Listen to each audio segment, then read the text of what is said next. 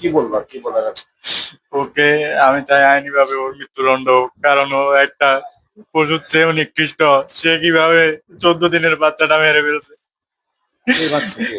আমার ওয়াইফ, আমার সন্তানের মা, ও মেরে ফেলছে আমার বাচ্চারে পানিতে পালাইয়া। এটা কে বলছে? স্যাররা আনছে ওরে, স্যাররা বলছে যে তো সে স্বীকার করছে যে ও বাচ্চাটা মেরে ফেলছে, পানিতে পালাইছে। আপনি কি চান এই বিষয়ে? আমি চাই এটা সঠিকভাবে ওর মৃত্যুদণ্ড হোক, কোনো ভাবে না হয়ে ওর সরাসরি ওর যাতে মৃত্যুদণ্ড হোক। সন্ধ্যার পরে ডিউটি থেকে আসার পরে আমি বাড়িতে ফোন দিই। ফোন দেওয়ার পরে বাড়িতে ফোন দিছি, ফোন দেওয়া আমার পরিবারে ফোন দিচ্ছি, ধরারে কয় আমি জিজ্ঞাসা করছি নাস্তা টাস্তা করছো, করছি। তো নাতি টাতি খাইছি নি, কয় কোন দুধ খাওয়াই রুমি দিছি, আমি এখানে কেনা খাইতেছি।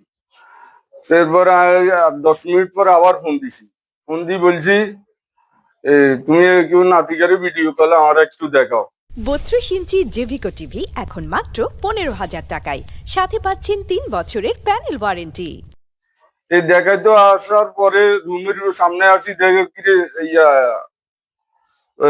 ছোট কাকুই এই কথা বলি দিছি শিক্ষক শিক্ষক দিয়ে, আর আমার লগে কোনো কথাবার্তা নেই। পরটা আমি আর দেরি করি না, আমি রুমের থেকে বাইরে হয়ে গেছি। বাইরে হয়ে আমি বাসে উঠি, ফেনীর থেকে রওনা দিছি। আসি বাড়িতে আসি, শুনি এরে টোকাটুকি করতেছে আর নাতিরে পাইতেছে না।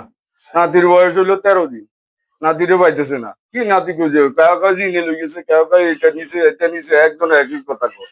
সবাই বাড়ি তন্ন তন্ন ঘুরি ফেলাইছে, কোনো মানে পাওয়া যায় না। শেষ লাস্টে আমরা পরবর্তীতে তখন থানার দিকে 2 জন যাইতেছি। থানার দিকে যাওয়ার পথে অর্ধেক পথেও যাওয়া হয়নি।